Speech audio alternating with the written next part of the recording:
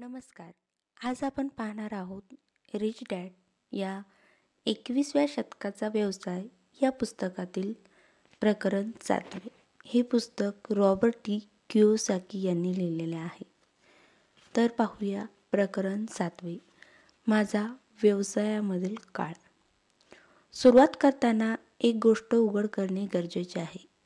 मी network marketing व्यवसायात कधीच नव्हतो. मी नेटवर्क मार्केटिंग कंपनीचा वितरक किंवा मालक नाही. कोणत्याही नेटवर्क मार्केटिंग कंपनीत माझे आर्थिक हितसंबंध नाहीत आणि कोणत्याही एखाद्या विशिष्ट नेटवर्क मार्केटिंग कंपनीचा मी पुरस्कार करत नाही. पण या व्यवसायात मी अनेक वर्ष आहे. तो नेटवर्क मार्केटिंग व्यवसायाचा समर्थक आणि बाजू घेणारा कैवारी म्हणून. या प्रकरणात मी त्यांची कारणे सांगणार आहे.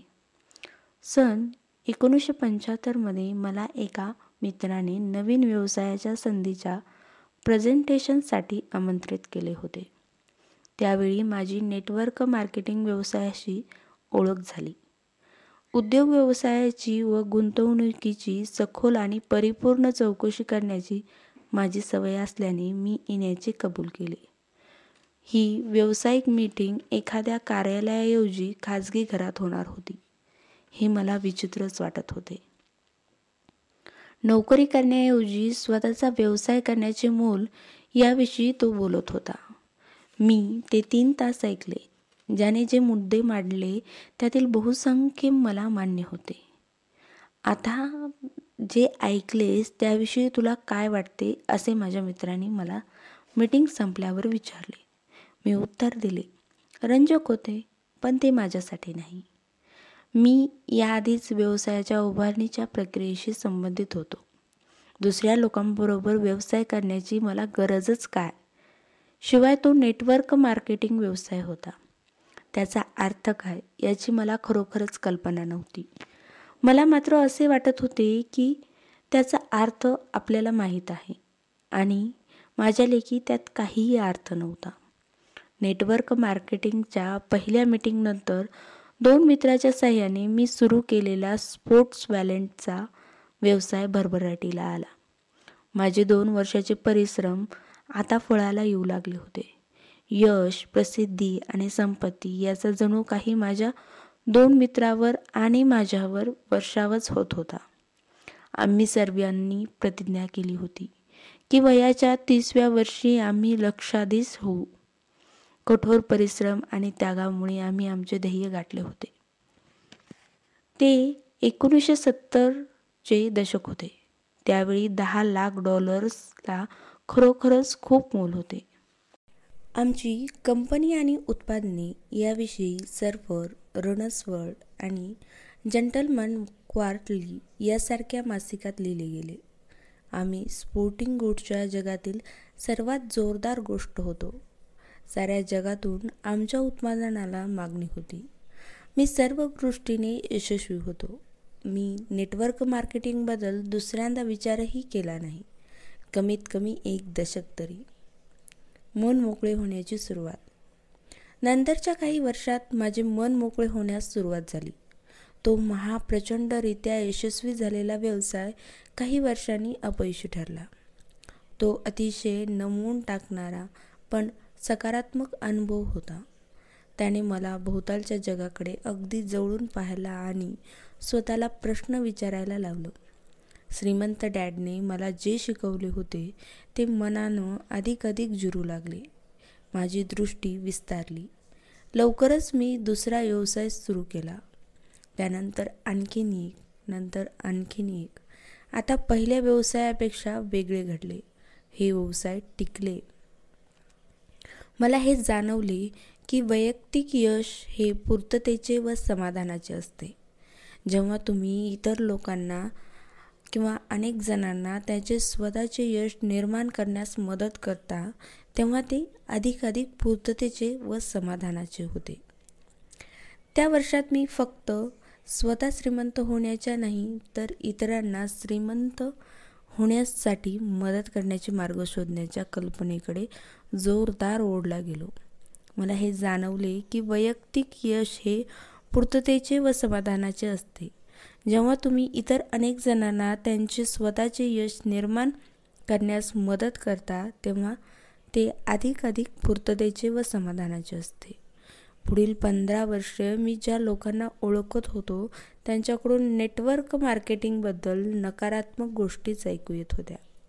अखेरीस मी स्वतःपासून पाहण्याचा ठरवले.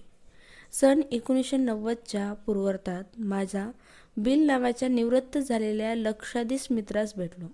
आम्ही बोलत राहिलो आणि काय आश्चर्य झाले. बिल म्हणाला की तो नेटवर्क मार्केटिंग व्यवसाय उभारणीत गुंतलेला होता. बिल फारच हुशार, सॅवी माणूस होता. त्याने $100 कोटी स्थावर मालमत्तेचे व्यापारी प्रकल्प नुकतेच पूर्ण केलेले मला माहीत होते. तो का बरं नेटवर्क मार्केटिंगमध्ये होता असं मी त्याला विचारलो. तो मला सांगत होता, अनेक वर्ष लोक मला रिअल इस्टेट व्यवसायासंबंधित सल्ला विचारत होते. त्यांना माझ्या व्यवसायात गुंतवणूक करायचीही इच्छा होती. ते करू शकत नाहीत कारण माझ्या दर्जाच्या रिअल इस्टेट गुंतवणुकीत लागणारे $50,000 ते $1,00,000 त्यांच्यापैकी अनेकाजवळ नव्हते. खरे तर त्यांच्यापैकी अनेकाजवळ अजिबात पैसे नव्हते. काही जण दिवाळखोरीपासून 2 पगार दूरच होते. म्हणून ते अशा स्वस्त आणि आधी पैसे भरावे न लागणाऱ्या व्यवहाराच्या शोधात असतात. त्या नेहमीच वाईट गुंतवणुकी असतात. नेटवर्क मार्केटिंगमध्ये मी लोकांना चांगल्या गुंतवणूक करण्यासाठी, पैसे मिळवण्यासाठी मदत करतो. ते करण्यासाठी मी जेवढ्या अधिक लोकांना मदत करतो तेवढे अधिक गुंतवणूकदार मला मिळतात. शिवाय जे लोक शिक्षणासाठी आणि प्रगती करण्यासाठी भुकेलेले असतात अशा लोकांबरोबर काम करण्यात मला आपुलकीच वाटते. ज्या लोकांना असे वाटते की मला सारे काही माहीत आहे अशा लोकांबरोबर काम करणे कंटाळवाणे असते.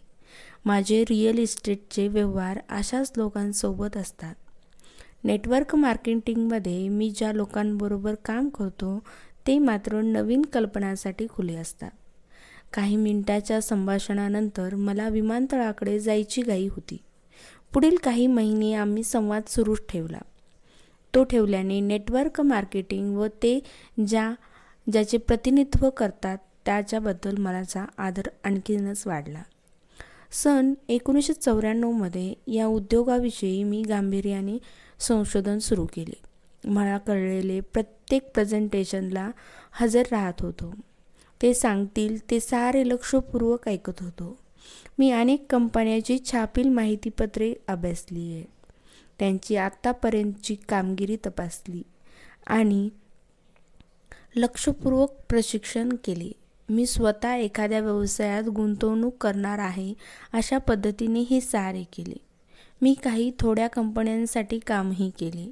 मला ते आवडले तर अधिक शिकावे आणि आतला अनुभव घ्यावे यासाठी. अखेरीस या कंपनीच्या नेत्यांना मी भेटण्यास सुरुवात केली. जेव्हा माझ्या लक्षात आले की ते मला आत्तापर्यंत भेटलेल्या व्यावसायिकांपैकी अतिशय बुद्धिमान, प्रेमळ, दयाळू, नैतिक, सदाचारी, आध्यात्मिक व व्यावसायिक असे लोक आहेत, तेव्हा मला एक प्रकारचा मानसिक धक्का बसला. एकदा मी स्वतःच्या पूर्वग्रहातून बाहेर आल्यानंतर आणि अशा लोकांना आवर्जून भेटू लागल्यानंतर अखेरीस मला असे वाटले की मला या व्यवसायाचा गाभा सापडलेला आहे. तो जेव्हा हाती लागला तेव्हा मी आश्चर्यचकित झालो.